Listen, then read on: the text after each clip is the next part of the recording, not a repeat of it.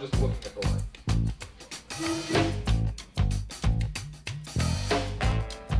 He must be really busy. How was you offer this session? He actually run the session tonight. Yeah, you know, I don't really know how he had time off.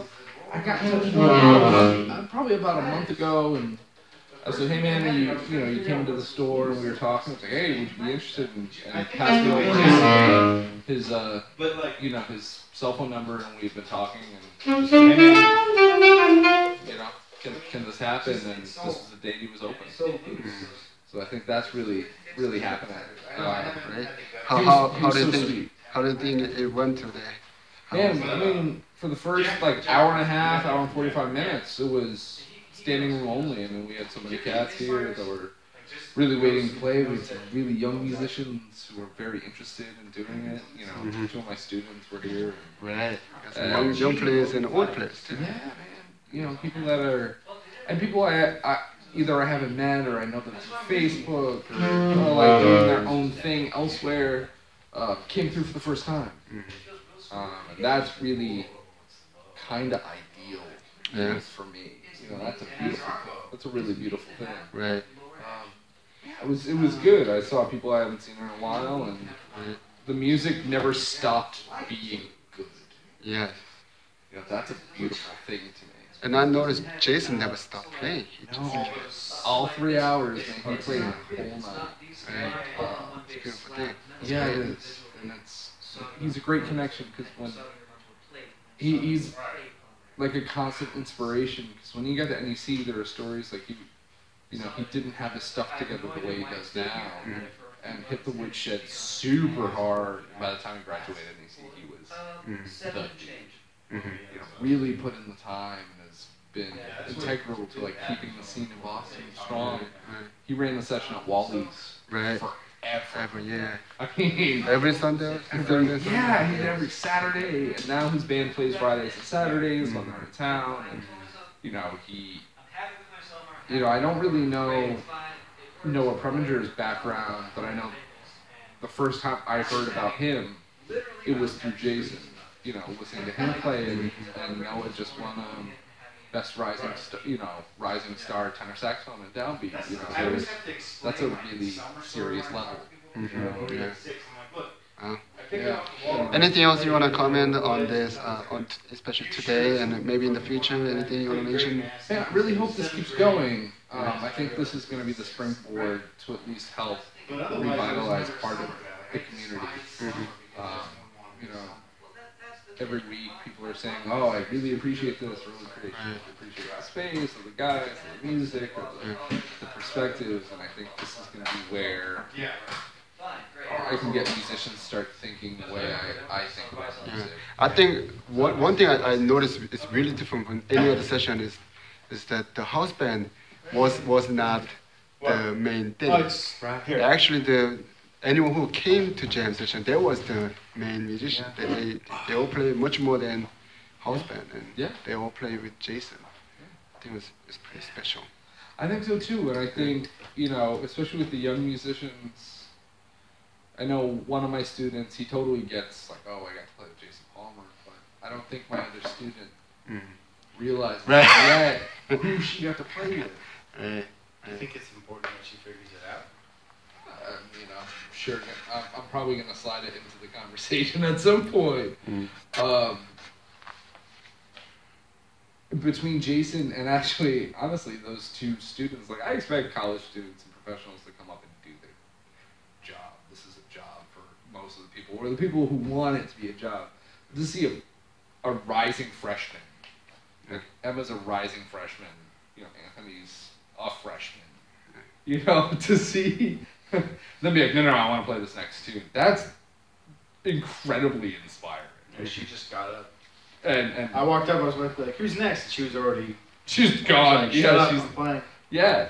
And that's a beautiful, beautiful thing, man. So I think if this space allows that to happen, and it helps us, sort of put forth the plan to try and reinvigorate the scene, this is going to be HQ.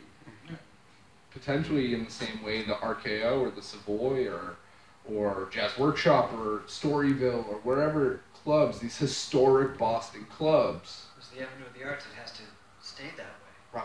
And if we don't continue making it the way it was today, and to sort of our sacrifice as artists at points, you know, like. And Jason didn't get paid either. No, the fact that he did that for free, and like never at once was like, oh hey, I need money. Right. I mind blown. Yeah, about he hung out with all the people for about 15 minutes after the session. Yeah, he talked to everyone. You've mostly been watching. What do you think about the session tonight? Yeah. I didn't play at all. I was open watching. Right. So you watched everybody. How did it go? It was great. Jason was great. It was very straightforward. And I like that naturally there was no. I keep bringing up I keep thinking of the word etiquette, but it wasn't a problem. There was no like.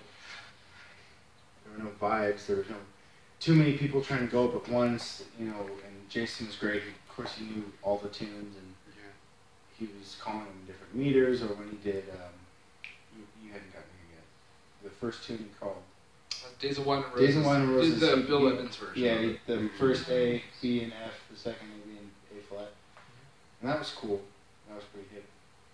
Cool. And he didn't, you know, I don't think he called one tune.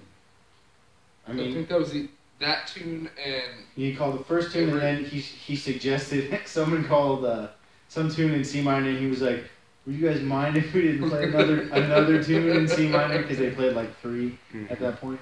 And he played Autumn Leaves in a weird key. 3. And he played it in 3. In 3 and in a different key. See, that was a fun. Did he play it in a different key I think he played in a different key. Son of a. Yeah, he did it in the Cannonball key. He didn't do it in the real was it key. D? Yeah. Or I can't remember what it was, but I remember thinking to myself, this doesn't sound That's right. not Yeah. correct. Yeah, I was outside. But I was like, it was cool. I like that. It made people who wanted to get up and just blow, think about it for a little bit. Yeah. And I like that your student, Anthony, showed up, and he was on that. And it was Anthony, and then the bone player, who I never got his name, and the trumpet player, who I know I've had classes with at Berkeley. I can't pronounce his name. Sorry if you watch this. But they were all on, and no one backed out when he would suggest how to play a tune. They were like, okay, cool. And Anthony was just like, all right. He stopped playing in the middle of the solo. He was just like, I'm lost. He's like, didn't know. And Jason was trying to give him a little bit, and he was just.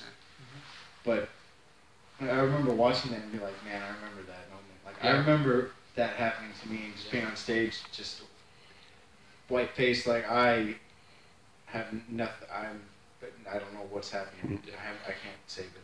I remember being that person and thinking like, that's it. I suck. I'm never playing again. Yeah, I'm never coming back here. But he was really gracious, and that happened at one point with the rhythm section when I was playing. And he walked over and was like, hey, A flat. The rhythm section was a bar ahead of the melody. yeah, and he he stretched out sugar by it's when I counted it up, someone came in early and people went with that. right. Which happens. And then Jason walked to John. And actually, Here we are. This is and it wasn't in a condescending way, like, "Hey man, come on." Yeah. What are you doing? Yeah, he never vibed anyone out. It was like, what? It's like, oh, we're here. good. Oh, Yeah. okay. And then You it just came walk together. over and just be like, hey there. It came together and it worked. I have a question. Anthony asked me this in his lessons, and I'm not the person to ask this question to. It's kind of the same thing that Sam asked me. How do you approach this tune? The changes? Yeah, like I don't think I've ever thought about that. I go and listen, and it's natural to approach things. And Anthony keeps bringing up, like, how do you play a tune that you don't know and just play it and like go through the tune and like do your thing? How would you explain it to a student? Well, you listen for patterns. I would say you listen for patterns. Listen for 2/5s. You listen. Is it in a key? Is it a blues? turnaround. Listen for turnarounds. Listen for Tonal signs. chord progressions that are familiar. Yeah. And go from there. Sure. I For was drummers, we always remember the melody. Yeah. But what do you do if you don't know the melody? Don't know the melody? Form. Yeah, just count. Your brother. Yes. Count to 4. Well, I don't know this. How many bars are in it? 32 bars? 2s and 4s. Yeah. Keep your 2s and 4s together. But, sorry, no, go ahead. Oh, that's it. I was on a tune I didn't know. I glanced over the bass player's shoulder, looked at the changes. So, okay. It's a 32 bar form. A, B, A, B. Okay, great. Let's. For drummers, we also ask then what kind of ears. groove we play. Yeah. Yeah, that big thing. So swinging or swing Latin or Latin swing, those things. So the tune that you didn't know is the one I always play when I call that other tune. There will never be another you. It can happen to you is the one you didn't know, and then there will never be another you, and there is no greater love. Those 3 tunes are like. I was thinking when I was playing that, this is awfully similar to There Will Never Be Another Yes, You. that's why I always confuse those tunes. There will never be another greater love. Yeah, kind of. You will never be another greater It can love. happen. There will happen. never be There will never be another greater love. So, But as far as playing changes and playing tunes, so I have lots of experience with this by mistake, and that I've listened to this music, like I've told you this before, but like from birth, my dad always played jazz music. My mom listened to a lot of the pop and the other things from all the generations past. My brother had the hip hop, and my dad was like jazz, classical, all that shit. So I've been listening to this music for a while, and when I started playing and I'm trying to improvise, there were little nuggets kind of in my brain, and progressions in my brain, and I can hear minor and I can hear major, but as far as just like, I think what he's asking is like, how do people go up on sessions and be like, oh, I can kind of put a melody and then they rip, they can burn. right. It's form, and it's familiar harmonic progressions. Yeah. I think there's a study someone did where there's only 15 or 20 basic progressions in the world of music. But yeah, recognizing 2/5s and tonal centers was always a big thing. Yeah. But at the same time, for this kind of jam session, sometimes it's better not to play if you really don't know the form. Right. Well, I But agree. I think it's a good tool because for me, you've noticed this more recently, is someone will call a tune and I'll be like, I don't know what that is. And then they'll sing it and like, oh yeah, blah, blah, blah. And then, Like Jason would be your ideal band leader because he sings every tune. Yes, exactly. Well, when he called Days of Wine and Roses, he was like, da da da da. What's that tune? Oh, Days of Wine and Roses. Right. It was like the third thought in that progression, where, for me, I don't know. I grew up not necessarily with my folks, because we listened to like 40s, 50s, 60s, 70s. That was kind of what was in the car. Maybe my mom threw on classical music and I was pissed about it. Right. I was a bitchy kid. But my godparents were World War II. But, Godfather was at Normandy and the whole Right. Sort of 40s thing. I grew up, like, it wasn't weird to go there after school and hear, Sophisticated Lady or to hear Johnny Hodges, Duke Ellington, or Lester Young. I can distinctly remember knowing who Bird was way before I should know who Bird was. Right, me too. And then, Train, like hearing Train is listening to the Giant Steps album at like 4. Right. You're like, what is this Blows your noise? brain, blows your brain. It sounds great, but you don't know what it is. And that's the hard part of trying to convey with Anthony is he listens a lot. Which is a good thing. And he's super into it. Like, you can't replicate passion. But it gets so, like, I asked, what do you listen to? And, like, all his listening stopped at, like, 1940. I mean, at the time, jazz was it's like pop music. Right. But he's listening to Train or Rollins or something. No.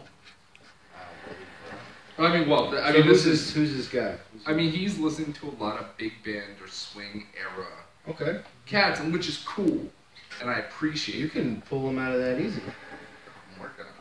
No, you got all the big band players. I'm gonna sit over here, so it's easier for you can make that bridge from Coleman Hawkins, Lester Young, to Coltrane, or Sonny Rollins, Dex. Bird. Yeah. And that's what we're working on, and I wonder if that's a big thing. Johnny Hodges. Yeah. To Lee Konitz, to Bird, to Jackie, Sonny, all those cats. By the way, we have like 3 tenor players right here. We do. We all. And a drummer isn't even on camera. So this is like a tenor talk. But it's really interesting because as sax players, the history of it, right? You have a trumpet player who led the charge, 2 of them. You have bigs and you have pops. All of a sudden, you have Coleman Hawkins. Lester Young. Illinois Jacquet. You have Brooklyn, Texas tenor. And what's interesting, Gene Ammons. Look at Jug. These are cats that our generation of listener probably isn't looking back to. You get Ben, you get Bean, you get Press, and then the other guys we talked about. That's it. You don't talk. There's no, lateral movement. Are you giving him transcription assignments? He has transcription exercises, which is something I never thought I would ever prescribe to someone. No, like assignments? Yes. Okay. He has assignments. So this is why I pose this to you guys. My first transcription was done my 2nd year of my master's. Wow. I never did a transcription. I never had to. Right. I've never had to. And I only did it because we had a Peter Evans assignment, the comparison paper. It's the only reason I did it. I walked into lessons with Mark, and I was like, no, I'm not doing transcriptions. I'm too busy. And that's always been the thing. I've just never had the time. Well, there are 2 schools of thought. There's study, transcribe, listen, and then there's put your horn on your face and play. Right. And I've always been kind of in the other camp, but I'm starting to mix the 2. I am I as think well. you have to mix the 2. I agree. Especially if you want to do this. And it's not just jazz. It's any everything. kind of performing. Everything. Anything. But transcriptions, not writing them down and not taking snippets. I know a lot of people do I like that lick or I like this one phrase. I hate that snippet. Well, I understand. I totally get it. It sounds good at that point. It works at a certain point in your education. Right, and one of the things I know Branford Marsalis has talked about in the interviews I've seen, and he's like, that's not the point. The point is the idea as a whole in transcribing someone's solo. Right. And that, it's ear training, it's tonal development, it's harmonic training, it's all this, it's long tones, and it's like all this stuff, it's range exercise. It's so important, but again, you also need to just shut up, put the horn in your mouth, and play your long tones for 15 minutes. Right. See, I'm definitely from the camp, and for a long time, I was in the camp of if you shed hard enough, you get your technique hard enough, clean that up, and you listen, actively listen every day. Not just in the background, not while you're driving, but sitting your ass down, putting your distractions away and listening. You're going to learn your shit. I think that is what the transcription actually is supposed to be. I think we came to school and sort of treat the transcription as an assignment, but actually transcription is something you sit down and listen. Yeah. Just one tune for a month. Then you actually, that's a transcription. You learn everything. Well, I made a really big. Cool. My biggest assignment for every student I have is that I give them listening assignments before they ever have to sit down and transcribe. And I think it's a great exercise to transcribe and write it out, because that's a skill I don't necessarily have. I can do it on a horn line, and I can do it to a point, but yet again, I fail in the fact that I was always very easy. If I need to learn something, I learn it. It's not, why would I write it? It was like doing math in high school. Why would I write it down and just do it in my head? I got a calculator in front of me. I don't need And sometimes some of the notes you cannot really write down. Right. I remember playing through Jeremy Quick's transcription of Bergonzi playing Giant Steps. And the notes were mostly right, but you can't write what Bergonzi's doing. Right. Yeah, I had to invent a whole new way of writing when I was transcribing train solos. Yeah. And with any transcription, when you write something down, you leave something out. No transcription is perfect. Yeah. It's meant to complement the recording, whether you're working out the transcription book or doing one of your own. You have to listen to it to get the other stuff. Right. See, I'm a big fan of the transcription books. I don't know how I feel about those. Why? As a reading exercise, yes. Well, it's a reading, it's a stylistic exercise. It's not. It's not. How is it not a stylistic exercise? Unless you've listened to the track. Well, yeah, you know where this is coming from. You know it. No, it can't be done as an etude. That's what I mean. No. Because most people do that. They say transcription book and they just play through. Oh, that's horseshit. Right. Yeah. It's meant to accompany the recording. No, that's my thing. Like, I thought I was a bad dude until I had to play with a Joe Hen recording, and I had the shit in front of me. And it's this version of Take the A Train from State of the Tenor. I got my face kicked in. Right. And my face was kicked in the first 4 measures. Because he starts on the flat 9. Yeah. Starts on B flat. With ba ba da da. And he does this thing, it's like descending fourths. But he blows a 2-octave overtone. You son of a bitch. Yeah. And I've been working on it since high school. I mean, technically I can play through it now, but it wasn't until I dove into Joe Hen that I could even begin to play it. Charlie Parker. I remember learning my Omnibook and do it. Can someone run out and grab the pizza, please?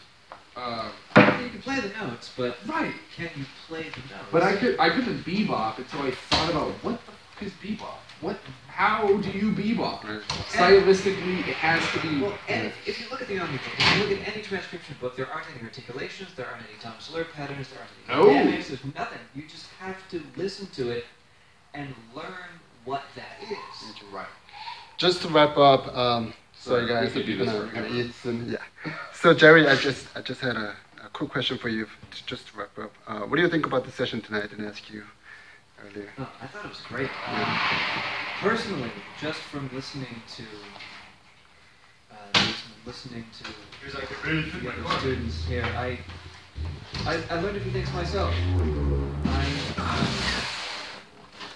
To echo what these other two said, he was gracious. He was very good mentor, good leader in that respect. Right. And I know myself, I wrote down 2 or 3 tunes that I need to shed for next time. Right. Great. It's always a learning experience, and tonight even more so. Mm-hmm. Just listening to people, listening to ideas, getting different perspectives, and hearing an approach I wouldn't necessarily have taken. Right.